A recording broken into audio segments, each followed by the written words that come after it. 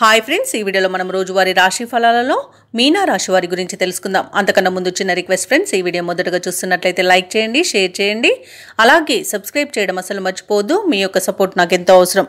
ఇక మీనా రాశి వారిలోని వృత్తి వ్యాపారాలలో ఎవరైతే ఉన్నారో వారికి కలిగిన సమస్యలను ఈరోజు తొలగించుకోగలుగుతారు.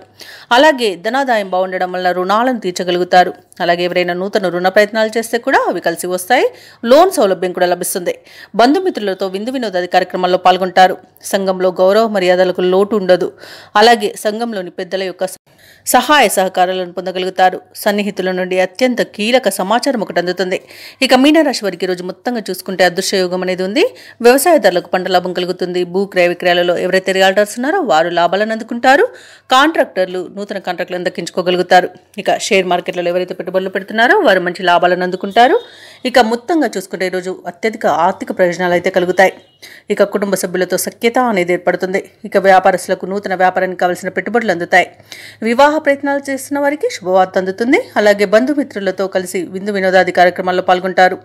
ఇక ఆభరణాలను నూతన వస్తువులను కొనుగోలు చేస్తారు.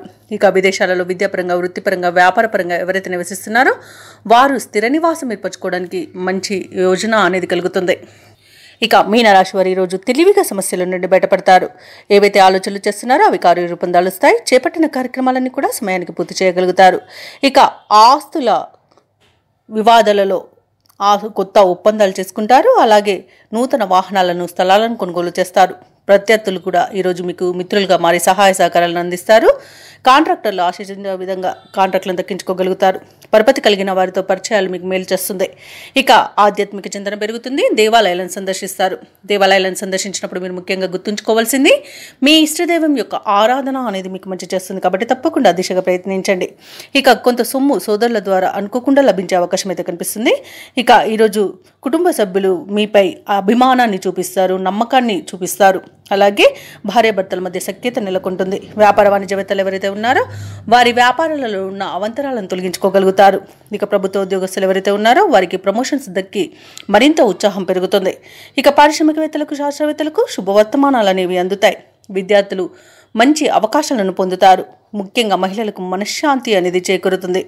ఇక ఈరోజు మీనరాశి వారికి అదృష్ట రంగు గోధుమ, ప్రతికూలమైన రంగు పసుపు, అదృష్ట సంఖ్య 6. మీనరాశి వారి ఈరోజు శివ స్తోత్రాలను పఠించడం వలన మంచి శుభ ఫలితాలను పొందుతారు. అలాగే పనులలో వచ్చే ఆటంకాలని తొలగించుకోగలుగుతారు.